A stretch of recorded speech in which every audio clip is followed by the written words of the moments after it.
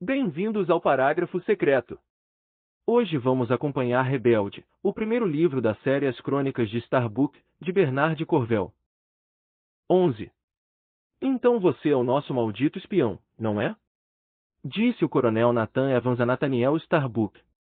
Ainda montado em Pocahontas, Nathaniel estava com as mãos amarradas às costas sob a guarda de 2 cavalarianos da Louisiana que, enquanto faziam um reconhecimento na região próxima à igreja de Sudley, o haviam encontrado e perseguido, depois capturado e amarrado.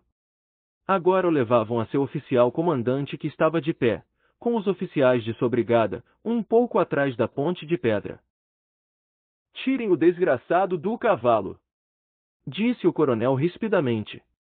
Alguém segurou o braço direito de Nathaniel e o puxou sem cerimônia de cima da sela, de modo que o nortista caiu pesadamente aos pés de Evans.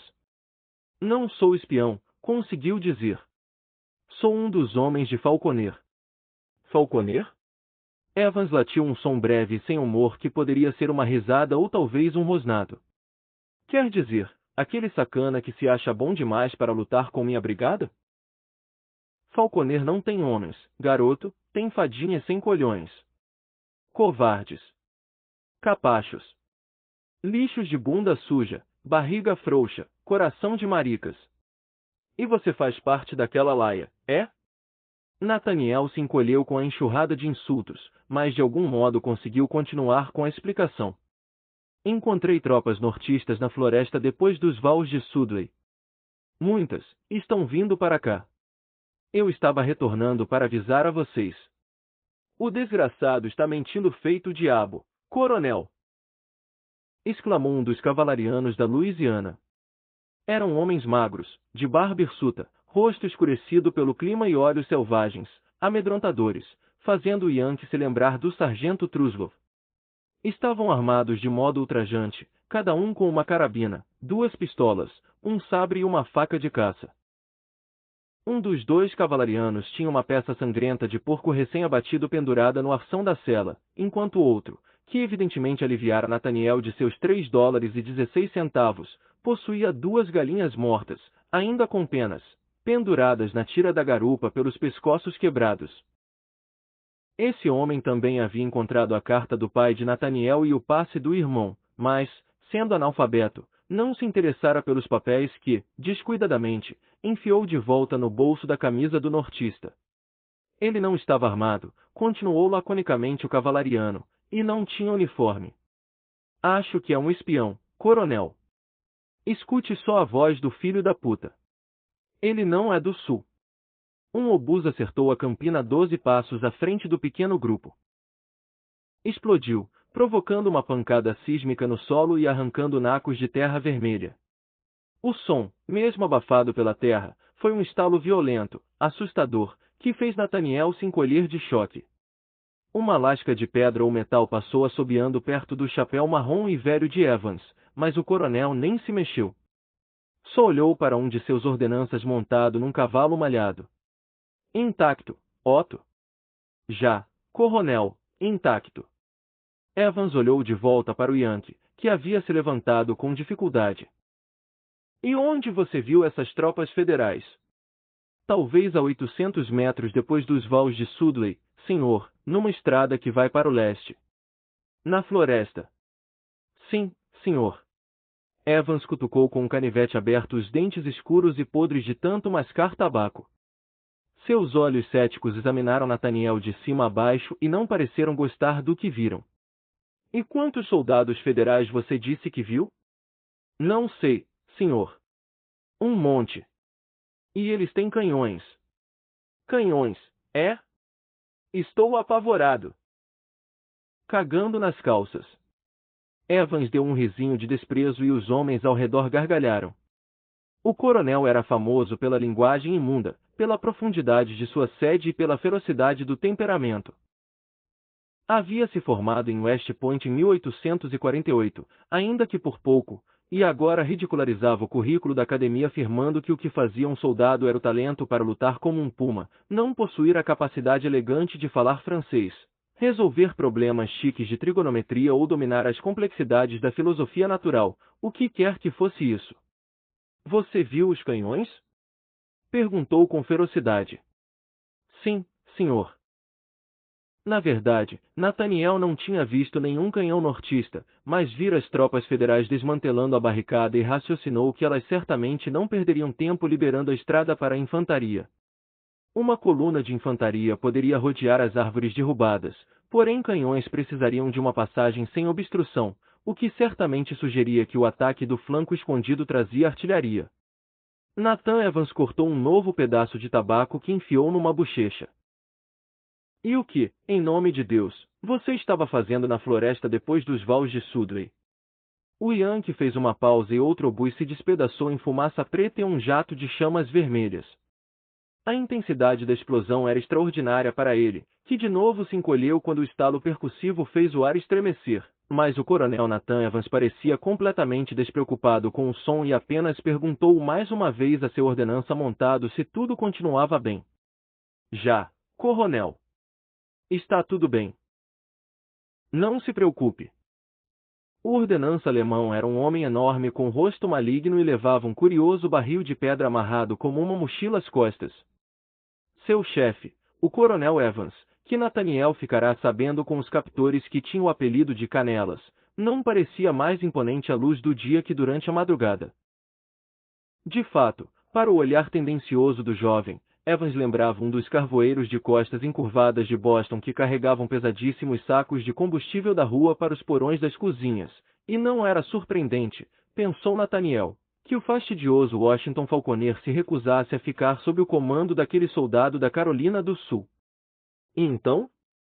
Você ainda não respondeu à minha pergunta, garoto. Evans olhou irritado para o nortista. O que estava fazendo do outro lado do Bull Run, hein? O coronel Falconer me mandou, disse em tom de desafio. Mandou? Para quê? Nathaniel Starbuck queria salvar o orgulho e dizer que fora enviado para fazer reconhecimento da floresta do outro lado do Bull Run, mas sentiu que a mentira jamais se sustentaria, assim decidiu-se pela verdade ignominiosa. Ele não me queria no regimento dele, senhor. Estava me mandando de volta para meu pessoal. Evans se virou para olhar atentamente as árvores à beira do riacho Bull Run, onde sua meia brigada defendia a ponte de pedra na estrada que ia de Washington para o oeste. Se os nortistas atacassem essa parte do Run, a defesa de Evans seria desesperada, porque sua brigada consistia apenas em um punhado de cavalaria ligeira, 4 canhões obsoletos de cano liso, um fraco regimento de infantaria da Carolina do Sul e outro, igualmente com poucos homens, da Louisiana. Beauregard havia deixado a brigada mal defendida porque tinha certeza de que a batalha seria travada longe, na ala direita dos confederados. Até agora, para a sorte de Evans, o ataque nortista contra a brigada se restringira a incômodos disparos de fuzil e artilharia, embora um dos canhões inimigos lançasse obuses tão monstruosos que o céu parecia tremer cada vez que um projétil passava acima. Evans observou as árvores com a cabeça inclinada de lado, como se avaliasse o rumo do combate através do ruído. Para Nathaniel o som de fuzis e mosquetes se parecia estranhamente com os estalos ferozes de mato baixo queimando, enquanto acima desse ruído estrondeava o fogo de artilharia. O vôo dos obuses soava como pano rasgando ou talvez toucinho fritando, porém às vezes o chiado aumentava até um estrondo súbito que machucava os ouvidos quando um projétil explodia. Umas poucas balas de fuzil passaram perto do pequeno grupo de Evans, algumas com um assobio fantasmagórico. Tudo era muito estranho para Nathaniel, que tinha consciência do coração martelando no peito, mas, para ser sincero, não sentia tanto medo dos obuses e das balas quanto do feroz e cambaio Evans Canelas, que se virou de volta para o prisioneiro. O desgraçado do Falconer estava mandando você de volta para seu pessoal? O que diabos você quer dizer com isso? Minha família, senhor. Em Boston. Ah, Boston. Evans disse o nome com um riso alegre, convidando seus oficiais a se juntarem à zombaria. Um buraco de merda. Um buraco de mijo. Uma cidade de merda. Meu Deus, odeio Boston. Uma cidade de lixo republicano de bunda preta. Uma cidade de mulheres carolas e de cara amarrada que vivem interferindo e não servem para porcaria nenhuma. Evans deu uma enorme cusparada misturada com tabaco nos sapatos de Nathaniel. Então Falconer estava mandando você de volta para Boston, garoto? Por quê? Não sei, senhor. Não sei, senhor, imitou Evans. Ou talvez você esteja me contando mentiras, seu merdinha miserável. Talvez esteja tentando arrastar meus homens para longe da ponte. É isso, seu monte de bosta? Se estiver mentindo para mim, Nathaniel cara de bosta, vou levar você até o barracão e cortar suas bolas fora. Se você tiver bolas. Você tem bolas, Nathaniel? O jovem não respondeu. Sentia-se aliviado porque aquele homem furioso e desbocado não havia ligado seu sobrenome ao do reverendo Eliel. Mais 2 obuses passaram ressoando acima e uma bala de fuzil soltou seu estranho assobio enquanto passava. Então se eu mover meus homens para enfrentar sua coluna, seu bostinha de fada. Evans aproximou tanto o rosto do de Starbuck que o bostoniano sentiu o cheiro da mistura mefítica de uísque e tabaco no hálito do coronel. Vou deixar o inimigo atravessar a ponte aqui, não vou? E aí não haverá mais confederação, haverá? E aí os cabeças de merda emancipadores de Boston virão estuprar nossas mulheres, se é isso que os cantores de hinos de Boston fazem. Talvez eles prefiram estuprar nossos homens, não é? Preferiria isso, rapaz? Você gostaria de me estuprar? De novo Nathaniel ficou quieto. Evans cuspiu seu desprezo diante do silêncio, em seguida virou e viu um soldado de infantaria, de casaca cinza, mancando de volta pela estrada. Aonde diabos você está indo? Explodiu numa fúria súbita contra o soldado, que simplesmente olhou de volta numa perplexidade vazia. Você ainda consegue atirar com um fuzil, não consegue? Gritou Evans. Então volte. A não ser que queira que aqueles republicanos de bunda suja sejam os pais dos próximos bastardos da sua mulher. Volte. O homem se virou e retornou mancando dolorosamente para a ponte, usando o mosquete-fuzil como muleta. Uma bala sólida levantou poeira da estrada, depois ricocheteou sem ferir ninguém do grupo de oficiais de Evans, mas o vento dela passando pareceu desequilibrar o soldado ferido, que oscilou com a muleta improvisada. Então desmoronou na lateral da estrada perto dos 2 canhões de 6 libras reservas. Os outros 2 estavam mais perto do Bull Run, devolvendo fogo nortista com granadas que explodiam no ar distante como súbitas nuvens pequenas e cinzentas, de onde riscos de fumaça voavam chiando para a terra em loucas espirais. Ninguém sabia se os projéteis explosivos estavam encontrando os alvos, mas na verdade Evans apenas atirava para manter o moral de seus homens. Os artilheiros de reserva esperavam. A maioria estava deitada de costas, aparentemente cochilando. 2 homens jogavam uma bola de um para o outro enquanto um oficial, com os óculos empoleirados baixos do nariz, se apoiava num cano de bronze e virava as páginas de um livro. Um artilheiro em mangas de camisa, com suspensórios de um vermelho vivo, estava sentado com as costas apoiadas numa roda do canhão. Escrevia mergulhando a pena num tinteiro pousado no capim ao lado. A tranquilidade do sujeito não parecia deslocada porque, apesar de a luta gerar uma carapaça de barulho e fumaça, não havia grande sentimento de urgência.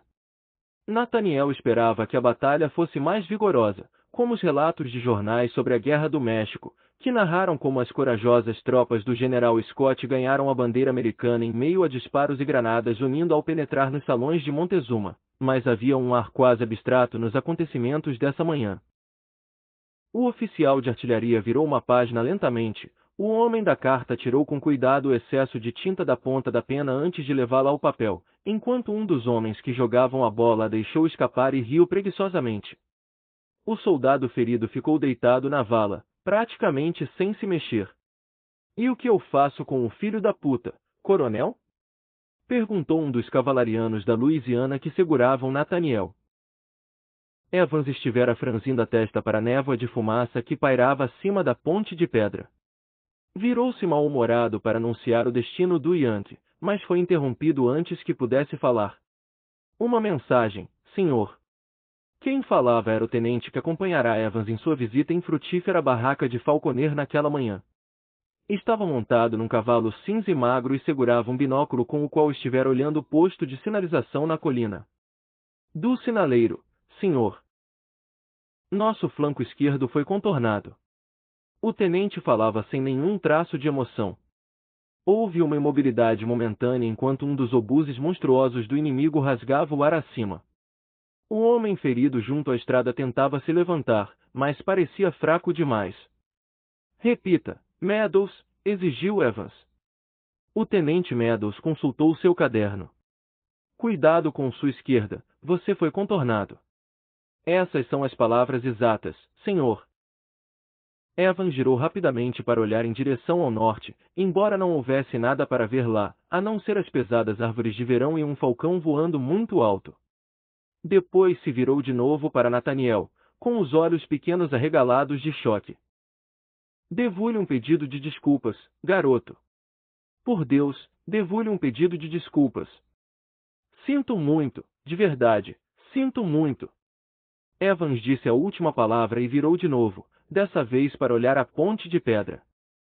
Sua mão esquerda estremecia espasmódica ao lado do corpo, única prova da tensão pela qual passava. Isso aqui é uma encenação. Eles não estão atacando aqui, só coçando nossa barriga, enganando, mantendo a gente aqui enquanto o verdadeiro ataque vem pelas nossas costas. Meu Deus! Ele estivera falando sozinho, mas de repente disse em voz muito mais alta: cavalo! Tragam meu cavalo! Monte em seu cavalo, garoto! Essa última frase foi para o Yankee. Senhor! Gritou Nathaniel. Garoto? Estou amarrado. Soltem o garoto. Otto? Já, coronel? Dê um pouco do barrilito a Boston. Um copo. Parecia que Evans havia escolhido Boston como apelido de Nathaniel, assim como o curioso barril de pedra nas costas do ordenança alemão era chamado de barrilito. O grande alemão se aproximou em seu cavalo malhado de Nathaniel enquanto outro homem, correndo para obedecer às ordens de Evans, cortava a corda dos pulsos do rapaz. O Yankee massageou as queimaduras provocadas pela corda, depois viu que o impassível ordenança alemão levará a mão às costas para manipular uma torneirinha de madeira presa na base do barril de pedra. O alemão encheu uma caneca de estanho com o líquido do recipiente e o entregou solenemente a Nathaniel. Beba! Depressa, agorra! Preciso do copo de novo. Beba! O nortista aceitou a caneca cheia do que parecia chá frio. Estava morto de sede e virou a caneca ansiosamente nos lábios, então engasgou um pouco porque o líquido não era chá, e sim uísque, forte, não diluído. Beba! Otto parecia mal-humorado. Meu cavalo! Gritou Evans. Um obus ressoou acima, batendo na colina atrás. No mesmo instante uma bala sólida acertou o homem ferido ao lado da estrada, matando-o imediatamente e lançando seu sangue a 3 metros de altura. Nathaniel viu o que achou ser a perna decepada do sujeito girando no ar, e logo rejeitou a visão como sendo irreal. Outra bala sólida se chocou contra uma árvore, arrancando uma lança de madeira verde com 1 metro e fazendo chover folhas sobre a perna arrancada. O tenente Meadows, que repetira a mensagem alarmante do sinaleiro, engoliu em seco de repente e arregalou os olhos. Ele encarava Nathaniel e seus olhos pareceram se arregalar cada vez mais enquanto sua mão ia lentamente para o pescoço, onde uma gota de sangue brotou e brilhou. Seu caderno escorregou para o chão, as páginas se agitando, enquanto a gota de sangue crescia e se dividia, e subitamente engasgou fazendo uma torrente de sangue jorrar pela frente da túnica. Oscilou, gorgolejando, e então seu corpo inteiro estremeceu violentamente enquanto o tenente escorregava da sela para o capim. Vou pegar o cavalo de Meadows, declarou Evans rispidamente, e agarrou as rédeas do animal cinza. O pé do tenente agonizante estava preso no estribo. Evans o soltou, depois montou. Nathaniel terminou de beber o uísque da caneca, ofegou e estendeu a mão para as rédeas de Pocahontas. Montou desajeitadamente, imaginando o que deveria fazer agora que estava livre. Boston! Evans virou o cavalo para o nortista. O sacana do falconer vai ouvir você? Acho que sim, senhor. Respondeu Nathaniel, e depois, com mais honestidade, não sei, senhor. Evans franziu a testa enquanto um pensamento lhe ocorria. Por que está lutando por nós, Boston? Essa luta não é sua. Nathaniel Starbuck não sabia o que dizer. Seus motivos tinham mais a ver com seu pai que com o destino do país e tinham ainda mais a ver com Sally que com a escravidão, mas aquele não parecia ser o momento nem o lugar de explicar essas coisas. Porque sou um rebelde. Deu a explicação sem força, sabendo que era inadequada. Mas ela agradou a Nathan Evans, que tinha acabado de pegar uma caneca de uísque com seu sério ordenança e a esvaziou num gole. Bom, agora você é meu rebelde, Boston, então encontre Falconer e diga que quero sua preciosa legião. Diga que estou movendo a maior parte das minhas tropas para a estrada de Sudley e quero os homens dele lá também. Diga para formar à minha esquerda. Tonto por causa do uísque, da mudança de sorte e pelo sentimento de pânico redemoinhando no ar úmido, o Yankee tentou inserir uma nota de cautela no planejamento de Evans. O coronel Falconer estava decidido a ir para a ala direita, senhor. Dane-se o que Falconer quer! Evans gritou tão alto que os artilheiros que descansavam do outro lado da estrada se assustaram. Diga a Falconer que a Confederação precisa dele. Diga ao sacana que precisamos impedir os Yankees, caso contrário todos vamos dançar com a música de Lincoln essa noite. Estou confiando em você, garoto. Ache Falconer e diga ao sacana desgraçado para lutar. Diga ao sacana frouxo para lutar. Evans gritou as últimas palavras, depois bateu os calcanhares com força, deixando Nathaniel atônito e sozinho enquanto oficiais e ordenanças iam atrás do coronel, em direção aos homens que defendiam a ponte de pedra. Balas estalavam e zuniam no ar pesado. Moscas se juntavam densamente no fosso para pôr ovos nos pedaços de carne que eram um homem apenas alguns instantes antes. O tenente Meadows estava deitado de costas com os olhos mortos mostrando surpresa e a boca cheia de sangue e escancarada. Nathaniel, com um uísque azedo na barriga, puxou as rédeas, virou a cabeça de Pocahontas e foi encontrar a legião. A legião Falconer teve sua primeira baixa aproximadamente às 8h05. Um obus passou por cima do morro a leste, quicou uma vez na encosta reversa, girou no ar com um silvo horrendo e bateu no chão pela segunda vez uns 12 metros na frente da companhia e explodiu ali, cravando uma lasca de ferro serrilhado no crânio de Joe Sparrow, o rapaz que tinha bolsa para a universidade, mas que agora teve uma morte tão fácil quanto qualquer soldado poderia esperar. Num momento estava de pé, rindo de uma piada de Cyrus Matthews, e no outro estava caído de costas. Estremeceu uma vez, não sentiu nada e morreu. Joe? Perguntou Cyrus. Os outros homens se afastaram nervosos do jovem caído, menos seu amigo George Warriors, que estivera ao lado de Sparrow na segunda fileira e então caiu de joelhos ao lado do corpo.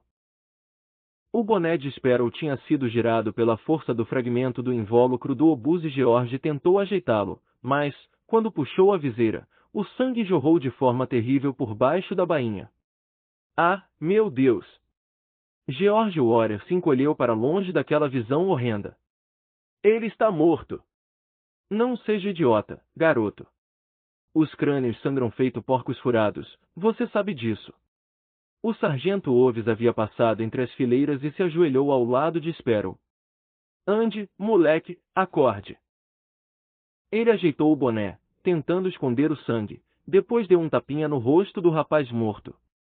Aquele era o único filho de Blanche e Frank Sparrow, orgulho da vida dos dois.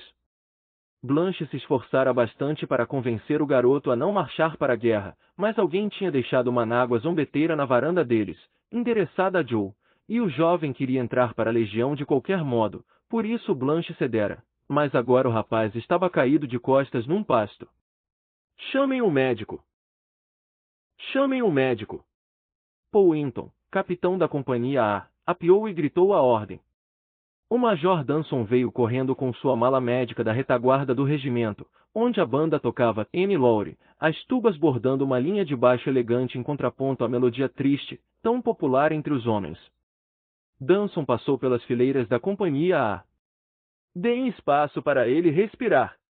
Gritou, e era o que geralmente gritava sempre que era chamado até uma pessoa doente.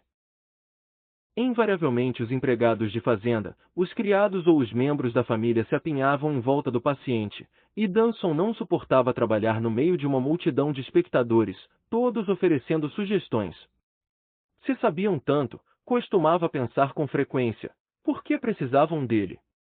Para trás, agora. Quem é, Dan? O garoto de Blanche Sparrow, doutor, respondeu Hinton. O jovem Joe, não. Vamos lá, Joe. Joe, você está perdendo toda a diversão. O doutor Danson se ajoelhou. Qual é o problema? Foi acertado na cabeça? Ele está morto.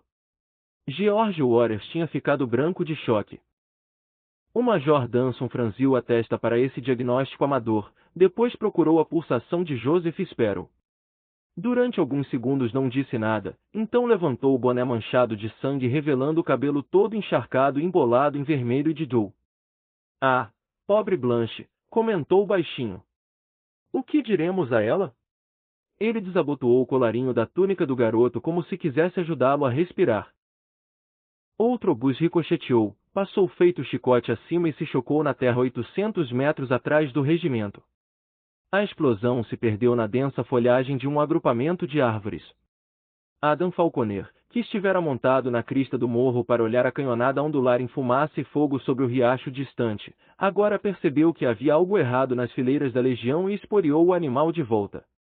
O que aconteceu? Perguntou ao Dr. Danson. É o garoto de Blanche, o jovem Joe. Ah, meu Deus, não. Havia uma dor medonha na voz de Adam. O dia já estava lhe trazendo a violência que ele temera, e no entanto suspeitava de que a batalha ainda não tinha começado de verdade. Os dois lados fizeram contato e lançavam obuses um contra o outro, mas nenhum parecia ter iniciado um ataque verdadeiro. Blanche jamais conseguirá viver com isso, declarou Danson, lutando para se levantar. Lembro-me de quando Joe quase morreu de coqueluche e achei que ela iria junto para a sepultura. Santo Deus, que coisa terrível! Ao redor um círculo de soldados olhava assombrado o garoto morto. Não que a morte fosse estranha a qualquer um deles, todos viram irmãs, irmãos, primos ou pais arrumados na sala, e todos ajudaram a carregar um caixão para a igreja ou a tirar um corpo afogado no rio, mas isso era diferente. Era uma morte casual, a loteria da guerra, e poderia facilmente ter sido qualquer um deles, ali, todo ensanguentado e imóvel. Era algo para o qual não estavam preparados de fato, porque nada em seu treinamento os convencera de que os rapazes terminavam de boca aberta, caídos de costas, cobertos de moscas, ensanguentados e mortos. Carreguem-no para a retaguarda, rapazes, ordenou agora o capitão Hinton. Levantem-no. Com cuidado. Hinton supervisionou a remoção do corpo, depois voltou para perto de Adam. Onde está seu pai, Adam? Não sei. Ele deveria estar aqui. Hinton segurou as rédeas do cavalo e montou laboriosamente na sela. Acho que o general está tomando seu tempo, sugeriu Adam debilmente. Havia uma mancha de sangue brilhante ao lado do boné de Joe Sparrow caído no capim. Pobre Blanche. Tiramos Joe da equipe de bandeira porque achamos que ele ficaria mais seguro nas fileiras. Mas Hinton não estava escutando. Em vez disso franzia a testa em direção ao leste, onde um cavaleiro surgira no topo do morro. É Starbuck? É, por Deus. Adam se virou e, para sua perplexidade, viu que era mesmo Nathaniel quem galopava para a legião e, por um segundo, Adam pensou estar vendo fantasmas, depois percebeu que era mesmo o amigo que, menos de 3 horas antes, fora despachado de volta para sua família no norte, porém que havia retornado sem casaca, pálido, apressado e ansioso. Onde está seu pai? Gritou o Yankee. Não sei, Nate. Adam havia cavalgado para encontrar o amigo. O que você está fazendo aqui? Cadê o pica-pau? A voz de Nathaniel estava peremptória, firme, fora de tom com relação ao clima melancólico da morte de Sparrow. O que você está fazendo aqui, Nate? Perguntou Adam de novo, esporeando o cavalo atrás do amigo. Nate? Mas Nathaniel já havia instigado o cavalo passando pela frente da legião, indo até onde o Major Bard estava atrás das bandeiras que pendiam frouxas no ar estagnado. Senhor! Nathaniel puxou as rédeas perto de Bard. Bard piscou para o cavaleiro. Starbuck? Recebi a ordem de lhe dar baixa. Tem certeza de que deveria estar aqui? Senhor! Nathaniel parecia emproado e formal. O coronel Evans me enviou, senhor. Ele quer que avancemos para a estrada de Sudley. O inimigo atravessou o riacho perto da igreja de Sudley e está marchando para cá. Pica-Pau Bard piscou para o rapaz e notou que ele parecia notavelmente calmo. Supus que essa calma fosse um sintoma perverso da agitação de Nathaniel, então Bard pensou em como todos estavam representando seus papéis de soldado espantosamente bem naquela manhã improvável. Essas ordens não seriam mais bem endereçadas ao coronel Falconer? Bard se flagrou perguntando, e ficou pasmo porque sua inclinação natural era, com isso, evitar a responsabilidade. Se eu pudesse encontrar o coronel, senhor, diria a ele. Mas acho que não há tempo, e, se não nos movermos, senhor, não restará nada desse exército. É mesmo? Bard parecia calmo, mas suas mãos arranhavam a barba com a tensão do momento. Ele abriu a boca para falar de novo, no entanto nenhum som saiu. Estava pensando que ele também teria de representar um papel de soldado, agora que o destino largara essa responsabilidade em seu colo. Então pensou, com covardia, que o dever do soldado era obedecer, e as ordens do coronel Falconer foram muito específicas, ele deveria ignorar qualquer instrução do coronel Nathan Evans. Agora mesmo Falconer estava tentando fazer com que a legião fosse posta no sul, onde Beauregard esperava que a batalha principal fosse travada. Porém o coronel Nathan Evans queria que a legião marchasse para o norte e claramente afirmava que todo o futuro da confederação dependia da obediência de Bard. Senhor! Evidentemente Nathaniel não estava tão calmo quanto parecia, porque pressionava Bard por uma decisão. Bard sinalizou para o nortista silenciar. Seu primeiro impulso foi evitar qualquer responsabilidade obedecendo cegamente às instruções de Washington Falconer, mas esse mesmo impulso permitia que Bard entendesse exatamente por que seu cunhado havia cedido aos pedidos de Miriam e o nomeado major. Washington Falconer acreditava que Bard jamais ousaria lhe desobedecer. Com certeza o coronel desconsiderava Bard como sendo uma nulidade que jamais aviltaria sua glória. De fato, como Thaddeus Bard percebeu de repente, ninguém tinha permissão para competir com Washington Falconer, motivo pelo qual o coronel se cercava de imbecis como Ridley, e motivo pelo qual quando um homem como Nathaniel ameaçava demonstrar alguma independência era tão rapidamente expulso do séquito do coronel. Até os escrúpulos de Adam eram aceitáveis para Washington Falconer porque impediam o filho de rivalizar com o pai. O coronel se cercava de homens fracos para brilhar mais, e conforme Thaddeus Bard compreendia essa verdade se sentia decidido a atrapalhá-la. Que Falconer se danasse, o major Thaddeus Bard não seria dispensado como uma nulidade. Sargento Mor Proctor. Senhor! O digno sargento Mor marchou rigidamente de sua posição atrás da equipe das bandeiras. A legião avançará até a encruzilhada ao pé da colina, sargento Mor, em colunas de companhia. Depois vai seguir pela outra estrada. Bard apontou o outro lado do vale. Dê as ordens, por favor. O sargento Mor, que sabia exatamente quanta autoridade o major Bard deveria exercer na legião Falconer, impertigou-se em toda sua impressionante altura. Essas são as ordens do coronel, major? São as ordens de seu oficial superior, sargento Mor Proctor. Agora que se decidirá, Bard parecia gostar daquilo, porque sua cabeça balançava para trás e para frente e a boca fina estava torcida num riso irônico. Avançaremos pela estrada de Sudley, aquela estrada de terra depois da encruzilhada. Bard apontou de novo para o norte, então olhou para Nathaniel buscando confirmação. Está certo? Sim, senhor. E o coronel Evans pede que nos formemos à esquerda dele quando atravessarmos o morro mais distante. Nathaniel supôs que era o local exato onde Washington Falconer se despedira dele. Não seria melhor, senhor, disse o sargento Mor Proctor, tentando conter a loucura de Pica-Pau Bard. Obedeça! Gritou Bard com fúria súbita. Obedeça! Adam Falconer havia acompanhado o amigo até o lado do major Bard e agora interveio para acalmar a situação. O que o senhor está fazendo, tio? A legião avançará em colunas de companhias! Exclamou rispidamente o major Bard numa voz surpreendentemente alta. A companhia avançará primeiro. Companhias! Sentido. Pouquíssimos homens ficaram em posição de sentido, e a maioria simplesmente permaneceu no chão, supondo que Pica-Pau tivera um chilique como costumava ter na sala de aula depois de ser zombado ou instigado até a fúria.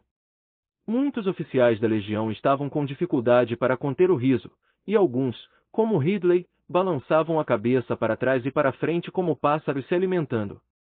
Nate. Adam se virou para o amigo. Por favor, quer explicar o que está acontecendo? O inimigo envolveu nossa retaguarda, explicou Nathaniel, suficientemente alto para as companhias mais próximas ouvirem, e o coronel Evans precisa que esse regimento ajude a conter o ataque. Não há ninguém além de nós e dos homens do coronel Evans para impedi-los. E, se não agirmos, o dia estará perdido. Uma merda que estará. Era Ethan Ridley. Você é um maldito Yankee e está fazendo o serviço de Yankee. Não há inimigo lá. Adam pôs a mão no braço de Nathaniel para contê-lo. Então olhou para o norte, para o outro lado da estrada principal. Nada se movia por lá, nem mesmo uma folha. A paisagem estava pesada, sonolenta, vazia. Acho melhor ficarmos aqui, sugeriu Adam. O sargento Mor Proctor balançou a cabeça concordando e o major Bard olhou para Nathaniel com súplica nos olhos. Eu vi os nortistas, declarou ele. Não vou me mexer, anunciou Ridley, e um murmúrio de concordância apoiou sua posição. Por que não enviamos um oficial para confirmar as ordens de Evans? Sugeriu com sensatez o capitão Hinton. Hinton, como uma dúzia de outros oficiais e sargentos, chegará para participar da discussão. Você não tem ordens escritas, Nate? Perguntou Anthony Murphy. Não havia tempo para escrever nada, respondeu o Yankee. Ridley deu um riso amargo, enquanto Thaddeus Bird parecia inseguro, como se imaginasse se havia tomado a decisão correta. Onde está Evans agora? Indagou Hinton. Levando os homens dele da ponte de pedra para a estrada de Sudley. Nathaniel estava se sentindo cada vez mais desesperado. Aquela é a estrada de Sudley? O rosnado de Thomas Truslov interrompeu a conversa. É, respondeu o nortista. Truslov apontava para o norte, do outro lado do Vale Raso. E você viu os Yankees lá? Do outro lado dos Vals. Truslov fez que sim, mas para desapontamento de Nathaniel não disse mais nada. Do outro lado da estrada principal um pequeno grupo de cavaleiros vestidos de cinza galopava até a crista distante, as montarias deixando pegadas escuras no chão. Os oficiais da legião ficaram olhando até os cavaleiros desaparecerem nas árvores distantes. Os homens montados eram o único sinal de que algo poderia estar acontecendo para aqueles lados do flanco esquerdo do exército, mas eram tão poucos cavalarianos que sua manobra não parecia uma prova convincente. Aquilo não significa nada. Comentou Adam, em dúvida. Significa que vamos apoiar o coronel Evans. Bard havia decidido manter a decisão. E o próximo homem que desobedecer a ordem será abatido. Bard sacou um revólver Lemate, que sopesou na mão fina e rígida. Depois, inseguro se poderia mesmo levar adiante a ameaça, entregou a arma de aparência brutal a Starbuck. Você vai atirar, Tenente Starbuck, e isso é uma ordem. Ouviu? Muito claramente, senhor. Nathaniel percebeu que a situação fugira desastrosamente do controle, mas não sabia o que fazer para restaurar a sanidade. A legião estava desesperada por uma liderança, mas o coronel não se encontrava presente e ninguém parecia adequado para ocupar seu lugar. O próprio Nathaniel era nortista, um mero segundo-tenente, se é que era alguma coisa, enquanto Thaddeus Bard era motivo de piada, um professor de uma escola rural fantasiado com uniforme espalhafatoso de soldado, mas apenas Bard e Nathaniel entendiam o que precisava ser feito. Nenhum dos dois podia impor sua vontade ao regimento, e o Yankee, segurando a pistola desajeitada, sabia que jamais ousaria usá-la. O Major Bard deu 3 passos formais adiante. Parecia ridículo dando aquelas passadas gigantescas, que sem dúvida achava solenes, porém mais se assemelhavam ao movimento de um palhaço andando pelo picadeiro em pernas de pau. Virou-se e ficou em posição de sentido. A legião ficará em posição de sentido. De pé.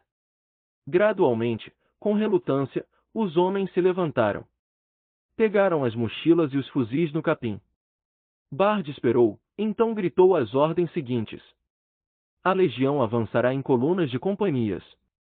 Companhia A. Pela direita. Marcha rápida. Nenhum soldado se mexeu. Tinham se levantado, mas não iriam se mover de seu trecho de colina. A companhia olhou o capitão Hinton em busca de liderança, porém Hinton estava claramente perturbado pela ordem e não fez nenhuma menção de impô-la. Thaddeus Bard engoliu em seco, depois olhou para Nathaniel. A pistola parecia extremamente pesada na mão do rapaz. Tenente Starbuck? A voz do Major Bard era um ganido. Ah, tio Thaddeus, por favor! Apelou Adam. Os homens estavam à beira de uma gargalhada histérica, colocados ali pelo apelo doméstico pateticamente ridículo de Adam, e só seria necessária mais uma sílaba para disparar essa onda de risos quando uma voz dura, tão súbita e séria quanto o som rasgado dos obuses que passavam, transformou o humor da legião em atenção súbita. Companhia K. Preparar armas. Truslow retornará ao flanco esquerdo da legião e gritar a ordem. A companhia K obedeceu prontamente. Ao meu sinal! Gritou ele. Marche! O capitão Murphy, comandante da companhia D, olhou interrogativamente para Nathaniel, que fez que sim, e essa confirmação simples bastou para Murphy. Companhia D! Gritou ele, e os homens nem esperaram a ordem de avançar, partindo imediatamente atrás dos homens de Truslow. O restante da legião se esgueirou adiante. O sargento Mor Proctor olhou desesperado para Adam, que deu de ombros, enquanto o Major Bard, finalmente vendo as ordens sendo obedecidas, instigou os retardatários a se mexer. Ridley virou seu cavalo bruscamente, procurando aliados, mas a legião Falconer marchava para o oeste, comandada por um sargento, e os oficiais foram deixados para alcançar seus homens. O próprio Nathaniel, que havia precipitado o movimento para o norte, se virou e gritou para Adam. Onde está minha casaca? Adam passou com seu cavalo pelo meio da banda, que fazia uma cacofonia de batidas e guinchos enquanto corria para alcançar a legião. Nate! Adam parecia perturbado. O que você fez? Eu lhe disse. Os federais estão dando a volta em nossa retaguarda. Sabe onde está minha casaca? O Yankee apeara ao lado do cadáver de Joe Sparrow. Pegou o fuzil dele e puxou o cinto do garoto morto, com o cantil, a caixa de cartuchos e a de cápsulas. O que você está fazendo? Perguntou Adam. Me armando. De jeito nenhum vou passar o resto desse dia sem uma arma. As pessoas estão matando umas às outras. Nathaniel pretendia que as palavras saíssem como uma piada sinistra, mas a irreverência delas o fez parecer insensível. Mas papai mandou você para casa. Protestou Adam. O nortista virou o rosto amargo para o amigo. Você não pode ditar minha lealdade, Adam. Trabalhe na sua, mas deixe a minha comigo. Adam mordeu o lábio, depois girou na cela. Nelson! Traga a casaca e as armas do Sr. Starbuck. O criado do coronel, que estivera esperando ao lado das sacolas, barracas e bagagens da legião, trouxe a antiga espada, a pistola e a casaca de Nathaniel, que assentiu em agradecimento, vestiu o traje, depois prendeu o cinto da espada com sua pistola pesada. Parece que estou com armas demais, comentou olhando o próprio revólver, o fuzil de Joe Sparrow e o revólver LeMat do Major Bard. Jogou o fuzil no chão, então fez uma careta para o feio LeMat. É uma coisa bruta e feia, não é? O revólver tinha 2 canos, o de cima estriado para balas, o de baixo liso para cartuchos de espingarda. Nathaniel abriu a arma e riu, depois mostrou a Adam que as 9 câmaras do tambor estavam vazias. O cano de espingarda estava carregado, no entanto o percussor giratório, com o qual o usuário poderia escolher que cano usar, fora virado para cima, para cair numa das câmaras vazias. Não estava carregado. Pica-Pau estava blefando. Agora ele não está. Protestou Adam, e indicou a legião de seu pai, que se encontrava na metade da encosta. Olhe o que você fez. Adam, Pelo amor de Deus, eu vi os Yankees. Eles estão vindo direto para nós, e, se não os impedirmos, essa guerra está acabada. Não é isso que queremos? Perguntou Adam. Uma batalha, foi o que você me prometeu, depois poderíamos conversar. Agora não, Adam. Nathaniel não tinha tempo nem paciência para os escrúpulos do amigo. Prendeu o cinto do sabre e do coldre por cima do casaco e montou na sela no instante em que Ethan Ridley cavalgava de volta para o topo do morro. Vou encontrar seu pai, Adam. Ridley ignorou o nortista. Adam olhou morro abaixo, para onde seus vizinhos e amigos marchavam em direção ao norte. Nate? Você tem certeza de que viu os nortistas? Vi, Adam.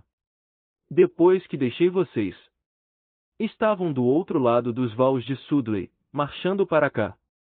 Eles atiraram contra mim, Adam, me perseguiram. Eu não imaginava isso. A perseguição fora breve, dificultada pela floresta, e os perseguidores nortistas haviam desistido 5 minutos antes de ele ser capturado pelos 2 cavalarianos da Louisiana que se recusaram a atravessar os vales para descobrir se a história de Nathaniel era verdadeira. Ele está mentindo, acusou Ridley calmamente, mas empalideceu quando Yankee se virou para ele. Nathaniel não disse nada a Ridley. Em vez disso estava pensando que iria matar aquele homem, mas não na frente de Adam. Faria isso no caos da batalha, onde nenhuma testemunha poderia acusá-lo de assassinato. Os Yankees estão atravessando em Sudley, disse, virando-se para o amigo, e não há ninguém para impedi-los. Mas, Adam parecia totalmente incapaz de captar a enormidade da notícia. A ala esquerda do exército rebelde estava mesmo ameaçada, e seu pai confiante, rico e seguro de si estiver errado. São as Termópilas, Adam, declarou o nortista sério. Pense nisso como as Termópilas. O quê? Perguntou Ethan Ridley. Ridley nunca ouvirá falar nas Termópilas, onde os persas de Xerxes fizeram uma manobra de flanco contra os gregos de Leônidas para obter a vitória, nem como 300 espartanos se sacrificaram para que os outros gregos pudessem escapar. Nathan Evans parecia um improvável herói grego, mas hoje estava representando o papel de espartano e Adam, assimilando o contexto clássico para a situação de emergência. Entendeu imediatamente que os meeiros e os vizinhos de seu pai haviam marchado para se tornar heróis e simplesmente não poderia deixá-los morrer sozinhos. Um falconeiro precisava estar lá e, se seu pai estava ausente, Adam deveria estar presente. Precisamos lutar, não é? Perguntou, ainda que infeliz. Você deveria ir procurar seu pai. Insistiu Ridley. Não. Preciso ir com Nate, retrucou Adam. Ridley sentiu uma pulsação de vitória. O príncipe herdeiro estava tomando o lado do inimigo e Ridley substituiria os dois. Virou seu cavalo. Vou encontrar seu pai, gritou enquanto esporeava, passando pelo corpo de Joe Sparrow. Adam olhou para o amigo e tremeu. Estou com medo. Eu também, disse Nathaniel, e pensou na perna decepada soltando sua trilha de sangue. Mas os Yankees também estão, Adam. Acho que sim. Adam estalou a língua para instigar o cavalo. Nathaniel seguiu mais desajeitadamente, montado em Pocahontas, e assim os 2 amigos desceram o morro para seguir em direção ao norte. Acima deles, no ar límpido de verão, um projétil de morteiro criou uma trilha de fumaça pelo céu, então caiu na terra e explodiu em algum lugar da floresta. Ainda não eram 9 da manhã. Avançar em coluna de companhias não tinha sido a ideia mais inspirada do Major Bard, mas ele pensara que era o modo mais rápido de pôr a legião em movimento, por isso dera a ordem. Essa formação exigia que as companhias marchassem em linha ombro a ombro, 4 fileiras de profundidade, cada fileira com 20 homens ou um pouco menos, dependendo da força da companhia, e as 10 formando uma coluna longa e larga com a equipe de bandeiras no centro e a banda e o Dr. Danson na retaguarda. O problema era que a legião nunca havia treinado de fato manobras a não ser no pasto plano em Falconer Courthouse, e agora os homens avançavam numa paisagem que continha valas, cercas, arbustos e depressões inconvenientes, elevações, pés de amora, riachos e bosques impenetráveis. Conseguiram atravessar a estrada principal com razoável sucesso, mas as árvores ao redor da casa de pedra e as cercas dos pastos do outro lado fizeram as companhias perderem toda a coesão e, de modo bastante natural, os homens preferiam usar a estrada. Assim a coluna de companhias se tornou uma longa linha irregular de soldados que se empurravam no caminho de terra antes de avançar na direção das árvores no topo do morro mais distante. Porém, ao menos estavam animados. A maioria dos homens parecia satisfeita por se colocar em movimento, e mais satisfeita ainda por ter escapado da colina nua onde as granadas do inimigo caíam tão aleatoriamente, e de algum modo amanhã assumiu uma atmosfera esportiva como os dias rústicos de treinamento no condado de Falconer. Brincavam enquanto subiam a colina, alardeando que fariam com os Yankees que eles esperavam em parte na outra encosta. Muitos suspeitavam de que Pica-Pau Bard havia entendido tudo completamente errado e que o coronel iria torcer o maldito pescoço dele assim que voltasse do encontro com o general, mas isso era problema de Bard, não deles. Ninguém expressava essas suspeitas a Truslov, que começara toda a marcha e agora comandava obstinadamente a legião para o norte. Nathaniel e Adam galoparam pela lateral da coluna até encontrarem Tadeusz Bard caminhando junto da equipe de bandeiras. O nortista se inclinou precariamente na cela para oferecer o grande revólver LeMat ao major. Sua pistola, senhor. Sabia que ela não estava carregada? Claro que não estava. Bard pegou a arma com Nathaniel. Você achou mesmo que eu queria atirar em alguém? Bard deu um risinho, depois se virou para olhar os homens subindo de forma atrapalhada pela estrada de terra e entrando na floresta. Então essa era a força de elite de Washington Falconer? A Guarda Imperial de Falconer? O pensamento fez Bard rir alto.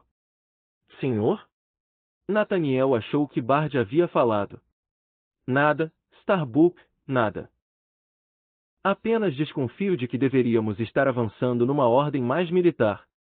O nortista apontou adiante, para onde um trecho de céu prometia terreno aberto do outro lado do grosso cinturão de árvores que coroava o morro. Há campos depois da crista do morro, senhor. Lá o senhor poderá colocar os homens numa linha adequada. Ocorreu a Bard que Nathaniel havia cavalgado por essa mesma estrada quando o coronel tentará se livrar dele. Por que você não foi embora quando Falconer lhe deu a chance? Você quer mesmo lutar pelo sul? Quero, sim. Mas essa não era a hora de explicar o caráter quixotesco dessa decisão, nem porque a visão dos homens com machados na floresta havia provocado sua decisão súbita. Sabia que não era uma escolha racional, e sim uma repulsa contra sua família, então de repente Nathaniel ficou pasmo pelo modo como a vida apresentava essas escolhas e a leveza com que elas podiam ser feitas, ainda que a decisão resultante pudesse mudar completamente tudo o que aconteceria em seguida, levando à sepultura. Quanta história, pensou, fora feita com essas escolhas petulantes? Quantas decisões importantes tinham sido tomadas por mero orgulho, luxúria ou mesmo preguiça?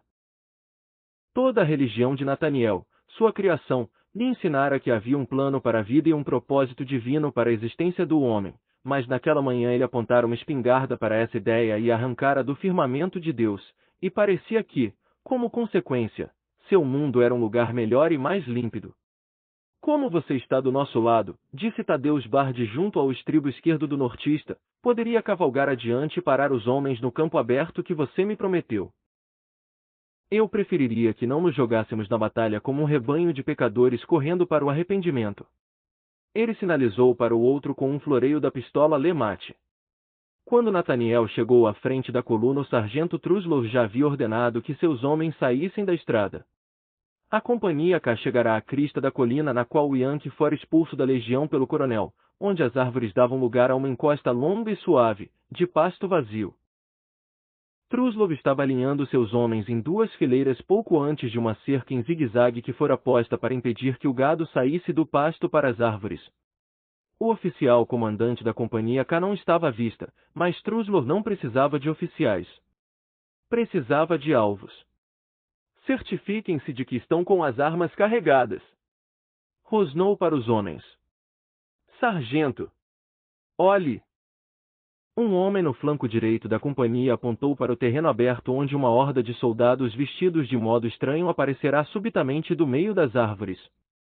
As tropas estranhas usavam camisas largas de um vermelho vivo, pantalonas pretas e brancas enfiadas em polainas brancas e bonés vermelhos, moles, com compridos pendões azuis no topo. Era um regimento com um elegante uniforme zuavo que imitava a famosa infantaria ligeira da França. "Deixem-nos em paz!" gritou Truslov. "São nossos palhaços!" Ele vira a bandeira confederada no centro das tropas de uniforme exótico. "Formar a frente!" ordenou. Mais homens da legião emergiam da estrada para formar à direita da companhia de Truslov, enquanto os oficiais da legião, sem saber exatamente o que acontecia nem quem comandava essa formação súbita, amontoavam-se agitados na borda das árvores.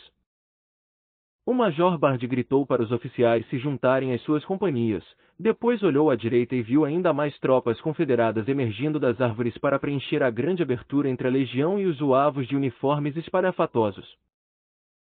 Os recém-chegados usavam cinza, e sua vinda significou a formação de uma apressada linha de defesa na borda norte da floresta, virada para um grande trecho de terreno aberto que descia suavemente a partir da cerca em zigue-zague, passando por uma casa de fazenda e um monte de feno, até o ponto em que outro cinturão de árvores escondia os distantes vales de Sudley. A longa encosta aberta parecia projetada para os fuzis dos defensores, um terreno de matança iluminado por um sol implacável. O coronel Evans galopou em seu cavalo cinza emprestado até onde a legião falconeira ainda formava fileiras. "Muito bem, Boston. Muito bem!" disse cumprimentando Nathaniel, depois acrescentou um gesto à congratulação, aproximando o cavalo do nortista e dando-lhe um tapa forte nas costas. "Parabéns! O coronel Falconer está aqui?" "Não, senhor." "Quem está no comando?" "O Major Bard. Perto das bandeiras, senhor." "Bard." Evans virou o cavalo bruscamente, levantando terra e capim com os cascos. "Temos de segurar os sacanas aqui. Temos de levar o inferno para os sacanas." Seu cavalo nervoso havia parado, bufando e tremendo enquanto Evans olhava para o norte abaixo da encosta longa e aberta. "Se eles vierem", acrescentou baixinho. Sua mão esquerda tamborilava nervosamente na coxa.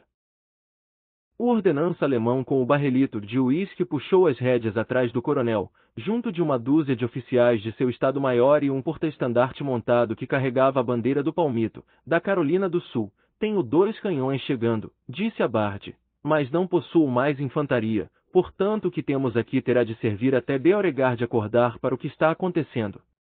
"Aqueles ladrões espalhafatosos", ele apontou para os zuavos distantes. "São os tigres da Louisiana de Vea. Sei que parecem meretrizes num piquenique, mas Vea disse que são uns filhos da puta cruéis numa briga. Os que estão mais perto são os homens da Carolina do Sul de Sloan e sei que vão lutar. Prometi a todos carne de Yankee para a janta." "Como estão seus patifes?" "Ansiosos, senhor, ansiosos." Ofegando e com calor depois do ritmo rápido da marcha, o Major Bard tirou o chapéu e passou a mão pelo cabelo comprido e ralo.